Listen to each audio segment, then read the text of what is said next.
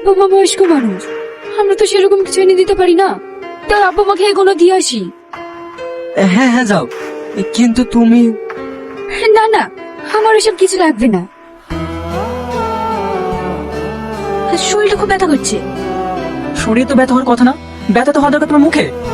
কেন আমার মুখ কেন ব্যথা করবে? সারাদিন যেভাবে বড় বউকে মুখ ঝাটকা দাও, সারাদিন তুমি শুধু আমাকে চিল্লাতে দেখো। এই তো শুরু হয়ে গেল। মা, এগুলো আপনারা খেলিয়ে ওসব তুমি নিয়ে যাও, আমি কারোর কিছু খাবো না। মারে তুই নিয়ে যা, কোথায় দিচ্ছিস বলতো? আব্বা, কদিন ধরে দেখছি আপনার শরীরটা ভালো নেই, আবার মায়ের শরীরটাও ভালো দেখছি না। এগুলো খেলে আপনাদের শরীরে বল পাবে। দেখেছো রামিসা, বড় বউ কেমন ছাই ঘি ঢেলে গেল? কি বললে তুমি? না না, আমি কিছু বলিনি। বলবি তো তোমার ছোট বউ, তুমি খাও। খাবে তো।